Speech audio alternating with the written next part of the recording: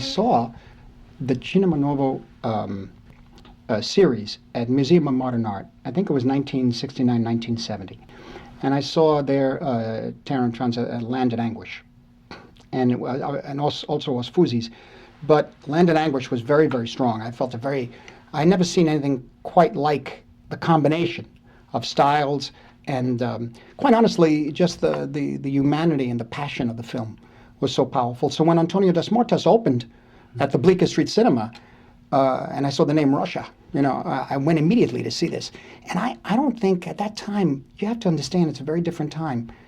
At that time, every day, or maybe I exaggerate, every 3 days, there was a new masterpiece.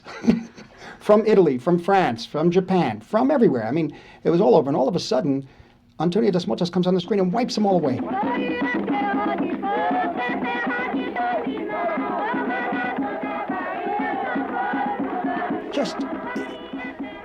And I can only say this from an emotional standpoint because I don't have the intellectual background of understanding the politics and understanding the nature of what was going on in Brazil at the time. I really come from a working class background of Sicilians in the Lower East Side of New York, which was like living in a little village until I went to Washington Square College, which was New York University, which was in Greenwich Village. And then it began to open up a little bit, and this extraordinary influx of films, of recreating, you have to understand, not just good movies, but recreating cinematic language was happening every 3 or 4 days from different parts of the country. Not even to mention Andy Warhol or Cassavetes, for example. This was the key in 1968, actually 1959 with Shadows.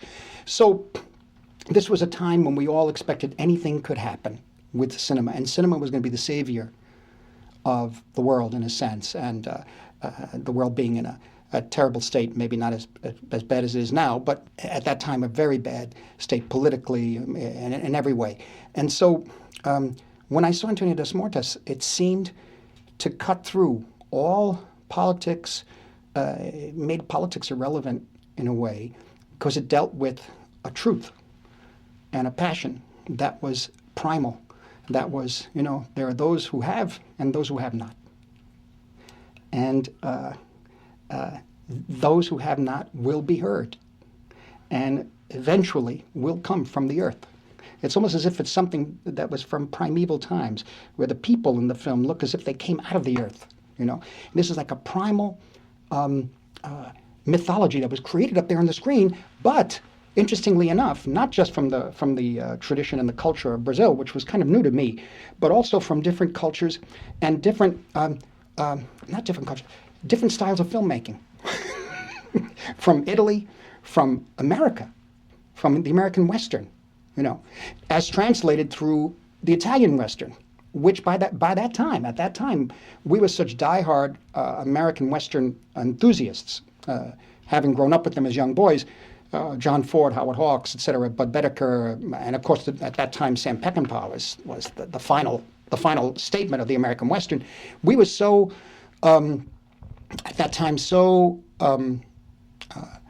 militant about the American Western that we reacted, myself and a number of other people reacted against the Leone films. We felt that, the Italians can't make that Italian. I love Antonioni, we love Fellini, we love De Sica, of course, Bertolucci, Bellocchio, so much Pasolini, but the Western, this is American. It took me, in the meantime, I saw Antonio Das Mortas, but I did not have that feeling about Antonio. Antonio Das Mortas is something different. It took elements of the Western. It took elements of the translation of the Western by Leone and the other Italians. It took me 4 years to begin to appreciate, 4 or 5 years to begin to appreciate really beyond that point, the Leone films. And that Once Upon a Time in the West then became one of my favorite films. And I had to learn to come to it that it was not a Western, that it's an Italian film, that it's more in the tradition of grand opera. And Leone's style was so extraordinary and so unique.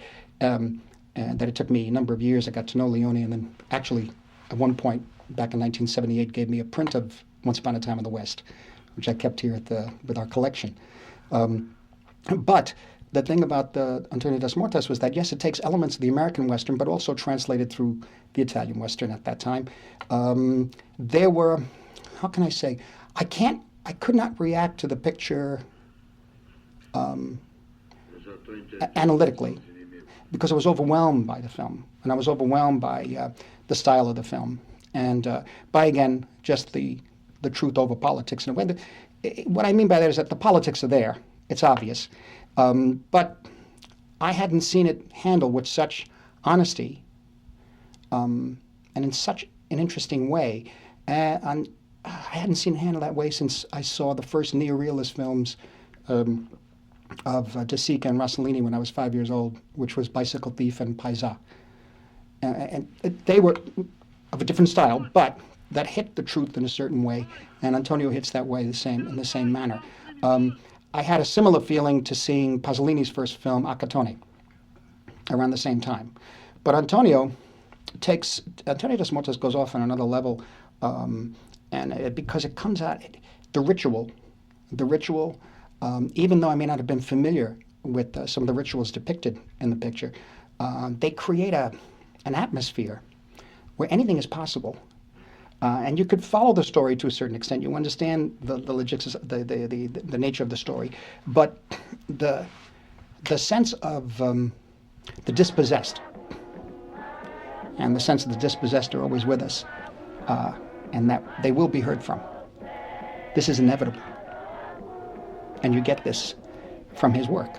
You get this in particular Antonio, and also, of course, in Land in Anguish. And so, for me, ultimately, I became obsessed with the film, and I remember I took my friend from Time magazine, Jay Cox, to see it, and he reacted against it, but years later he liked it. There's no day. He was sort of a reviewer. He was reviewing at the time, and you have to understand that reviewers of periodicals have to see 4 or 5 films a day, 3 films a day. Suddenly this thing comes on the screen. He thought it was too excessive, too over the. I said, no, this is really important. We got to meet Glauber when he came to New York that time, in a restaurant uptown, just for coffee, and the Time magazine gentleman did an interview of him. And that's when I first met him. And it took a few years, but my friend came around. He was the same. He also, with me, reacted against the Leone films, and then years later it came around. So, but with Antonio das Mortas is something. The style is very important. There are elements, as I say, of the Western, of course, but and this is pretty obvious in terms of the conquistero and the type of bandit. Americans can immediately, who've seen American cinema, Westerns can immediately equate with that. But it's also there's something about the nature of the music. The music, for me, is narrative in the film. It tells the story, the music. And I became obsessed with the music. I finally got copies of all of it, and I put it on my audio tape. And when I was driving, I was living in Los Angeles in 1972 to 1983, and I played in the car all the time. And the thing about it, I started giving copies of the film to musicians, composers, to look at that time in Los Angeles, actors. But primarily, the thing is that the narrative is told through the music also. Now, I don't know, I'm not an authority on it, so I can't tell you, you know better than me, all the different meanings of the different types of music used in the picture. But there is one important thing, and it has to do with the ballad, the idea of probably one of the most extraordinary things in that film is the moment in which the old blind man is carried on a litter, and the camera just tracks along with him. They're preparing for the final battle, and the camera goes on and on and on and keeps tracking. And this extraordinary ballad is being sung on the track, with these great lyrics about Lampiao, I believe, and going down to hell and fighting all the devils. And I, come to think of it, we were talking about it the other day, and we were talking about that in a way he, at that time, was using film, using Antonio das Mortas is using cinema sort of as powerful as Bob Dylan, the music and the songs that Bob Dylan was writing and playing at that time, Masters of War, particularly that particular song, that particular ballad, and Antonio de Mortis is like a Rolling Stone. It just goes, and like if you listen as an American, I don't know about foreigner, but if you listen to like a Rolling Stone repeatedly, which I just did a documentary on Bob Dylan, it still has the power. The song still has the power, and this is something that over the years I began to realize about the use of music in this film. But automatically, I must say, I responded to the film emotionally, and I responded to the truth of the street, the truth of the earth. In other words, as I said, the people who have not will be heard from. And I think this is something that there will be a day of reckoning. And I think this film shows that. And I think all of Cinema Nuovo, I think at that time, was expressing that. I mean, the whole world was going that way, and it is that way now, too. Antonio de Mortis makes it very clear it's the haves and the haves not. You know, you could give or you could take. You could share. And the ones who don't, they're going to come out of from that wherever they were. Serato is called the area where the woman with the knife, the extraordinary rituals they're enacted. And one of the greatest moments in the picture too is the way the intensity builds with the music. It becomes like a ritual. It becomes like a religious chant or an incantation. There's a moment where an older woman starts singing, and I think it's when Antonio de Mortis starts to fight for the first time with another of the conquistadors. They put the handkerchief between themselves. One bites the one end of the handkerchief, the other bites the other, and it's all one take. And recently, when I screened the film again, I screened the film twice the past few years. Once for Gangs of New York, and once for this film, The Departed, this gangster film I'm doing. And again, if you watch that take, how all the elements fall together, how you watch from the beginning of the take, I think it's about a 10-minute take. There's dialogue, and then the two characters move. Suddenly the sky, I think it starts to rain or something. You begin to hear a woman singing, and then they start to fight, and I think it looks very real, where one of the characters gets hit with a knife, and the tension of the two men pulling on the handkerchief, the camera moves. The camera moves, create something that is an extraordinarily emotionally powerful moment. But it's that kind of thing too, where you know everything is working for the filmmaker when all those elements come together. I don't know whether it's the actors, the weather, the camera movement. Somehow, if he had designed it, I'm sure he did. But somehow, when you're working like that with a group, and I could see that everyone was, what's the word, committed to making something special. And I say it all comes together, you know. And so this is a very, you know, that's one. It's one of the high points of my film going experiences, to see this and to be enlightened by this picture. And because also, you know, the interesting thing about the Rocha films is that there was no attempt at, how should I say, he dealt with similar subject matter that was coming from Europe, but dealing with the European society post-war. But he dealt with it in such a way that was so direct, and so it may have had elements of the Baroque, it may have had elements of as I say, the Western and so many other different elements, but there was something about it that there were no excuses. They were just, this is the truth.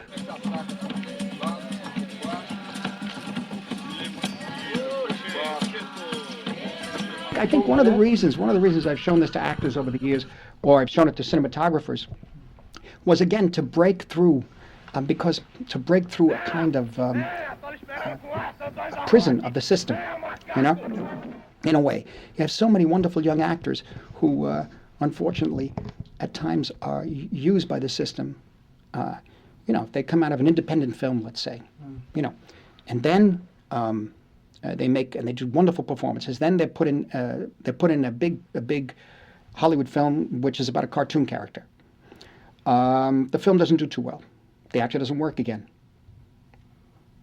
and doesn't work again for maybe 2 or 3 years, or 2 or 3 films, maybe, which is like a year and a half.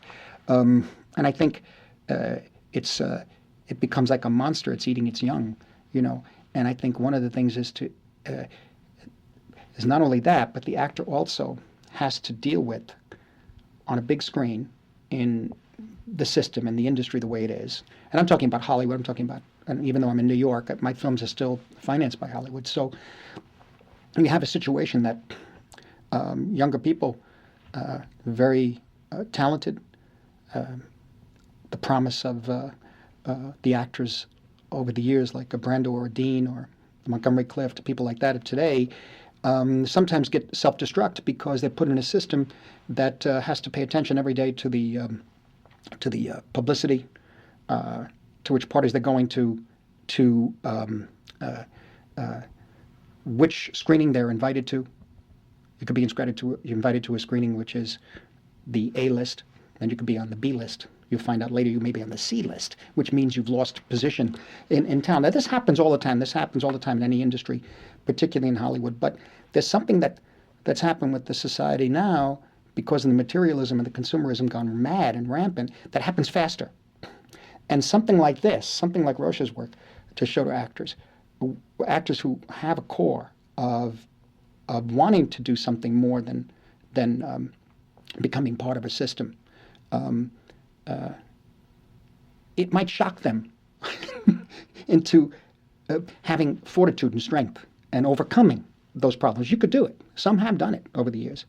Some have done it. There have been great actors who started in the 60s are still working, But I see now what's happening is that people are used up in 2 days and gone. And I see pictures like this. I say, remember, this is also cinema.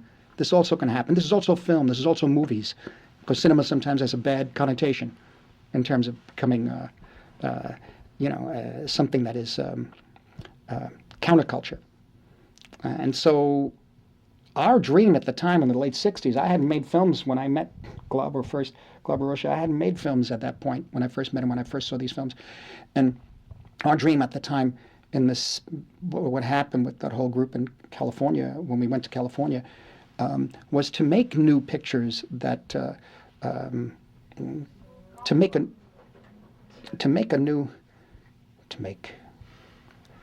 shall I answer that for you? No, wait. Our goal. We thought we were going to make a new cinema of some sort, and this is not just from. It was the decline. I mean, Rocha and many of the people at that time were talking about the decline of a Hollywood system and Hollywood cinema. That's true, but I guess we became a new group that came in, and we tried up until about 1980, 81. It lasted, and then that was over. That doesn't mean it can't exist. It doesn't mean it still can't work. I think it can work, and I think a lot of that is happening with American cinema since the late 80s, all through the 90s, with independent cinema to a certain extent. But that can also fall into a kind of what's the word? You show pictures to people who already agree with you.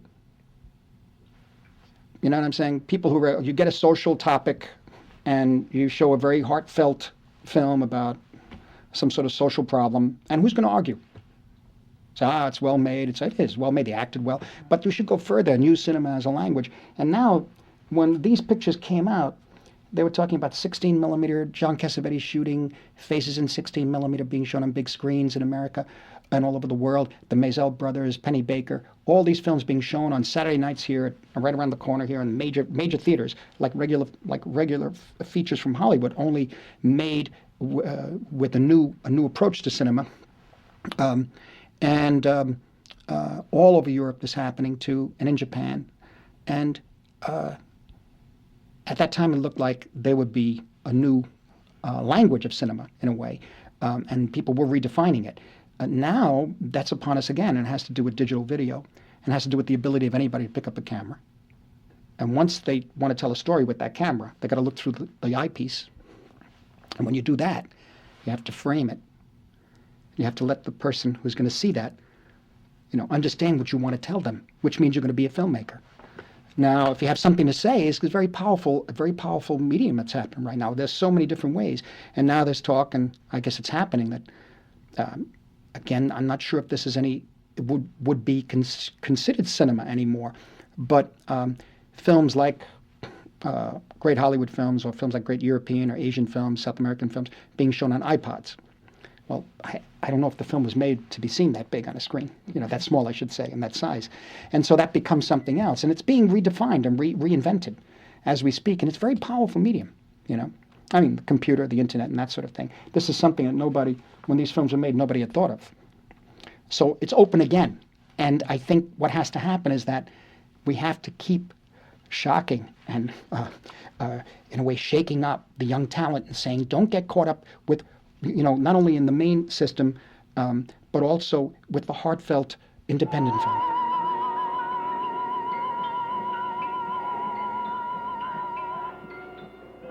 Well, the violence in Antonio das Mortas is stylized. But the problem is that it's not, it reminds me of a ritualistic violence. It reminds me of rituals that are played out where people don't get hurt, but one plays out the violence. So there's a distancing in a way. Now, yet, I know that I read about Rocha over the years. I know about Bertolt Brecht and all. I never understood that. I mean, I don't know. I come, as I say, it took me years to come around to where other people were when these films were made. And I was never an intellectual that way, and still am not. But the point is that the distancing didn't matter. I still felt the power. I knew what those images meant, and I knew what that violence meant, even though the violence was not necessarily shown realistically.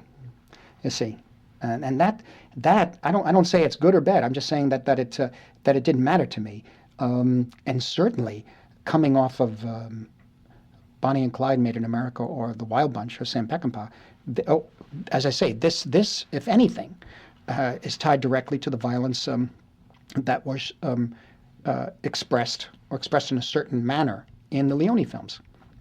More Italian, more European, but also Japanese. I also felt a very strong association with Japanese cinema too when I saw Rocha's pictures, sort of like Japanese and Italian cinema mixed together, I used to say, and I was trying to struggle to find out what it was, to find out where all these styles came from. But then I realized too, I think about Taram Trans, and I look at it now, and it's, you see Welles, you see Orson Welles, you see Eisenstein, of course, you know. And whenever I make a picture, you know, the first thing I do to jumpstart, to if anything's left, I run Russian films of the 1920s. And it's Eisenstein, Toshenko, Dziga Vertov, some Podovkin, some Kuleshov. But now these days, Toshenko, I like a lot. And if I can, Antonio das Mortas or Taram Trans, you know. And that's just to push the mind working. That's to refresh the memory, or should I say, if there is anything left, to refresh the inspiration, to be inspired, just to be around great cinema, to see it and to be part of it, just to be in the room. You don't even have to look at it. You could be there in the room while it's being projected, you know. And so, for me, I think my eye caught, particularly Taram Trans, my eye went directly towards it because I think my eye was attuned to Wellesian cinema, Orson Welles. I liked Welles's films a lot.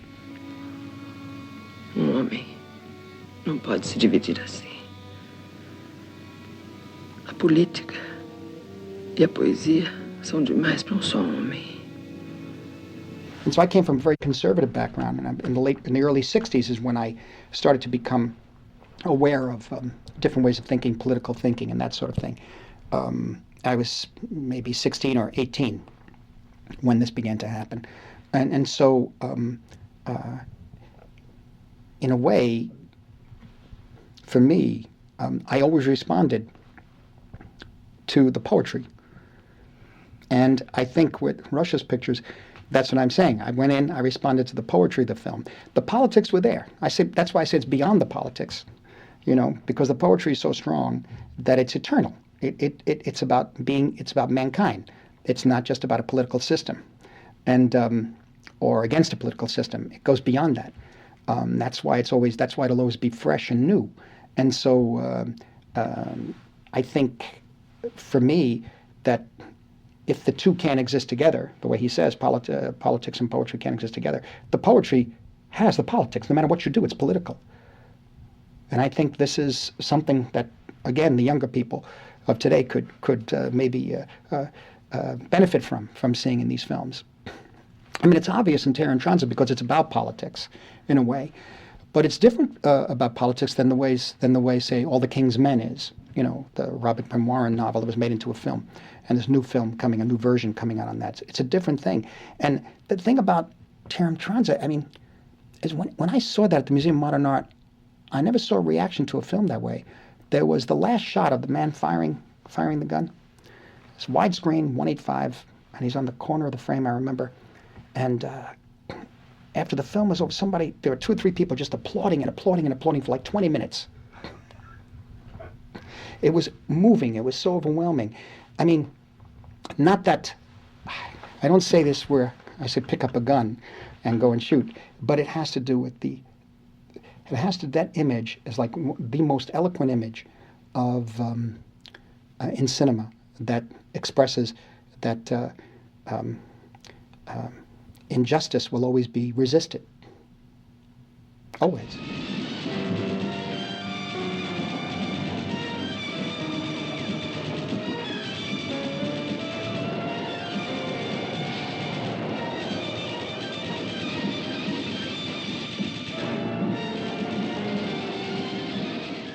One way or the other. It's just going to happen. Because he stays on the screen and you hear those gunshots. And this image is incendiary. And I saw the reaction in the audience. It was powerful. And so that's poetry, but you can also say it's politics. But the poetry is first. So maybe he's right. I got to Rocha, I met over the years, then I started making films. There's no doubt Antonio das Mortas had like a major impact on Mean Streets and on Raging Bull. On Raging Bull, we put in some Brazilian music in homage to Glauber. There's a couple of pieces of music in there. But in any event, I think last time I saw him was in Venice, 1980, I think. Yeah. But before that, we had Tom Luddy brought him over to I had a small house in Los Angeles, and we had a dinner as Tom Luddy, myself, and Glauber, and I showed him The Big Shave, his short I had made. And we looked at a John Ford film, The Horse Soldiers. Yeah, The Horse Soldiers. Not a great John Ford film, but it had, he liked Ford, and he liked Westerns, he told me. Era uma espécie assim de cruzar João Ford com Jean Vigo e com Eisenstein. I think it's Antonio. I think, but I go back and forth. There's Land and Anguish and Barlavento, but I like very much. Antonio's the one I keep checking back with. I keep showing to people if I think they deserve it. Because sometimes some people are gone. I mean, some people like zombies, and no more feeling or something. I don't know, and I think it's good to show it to people who will, that it might help them in their work. Or even if they reject it, it's something for them to have a reaction to, rather than what's being presented today. But no, I think it's Antonio. I go back and forth with Antonio. The music is always in my head, and I know it very well.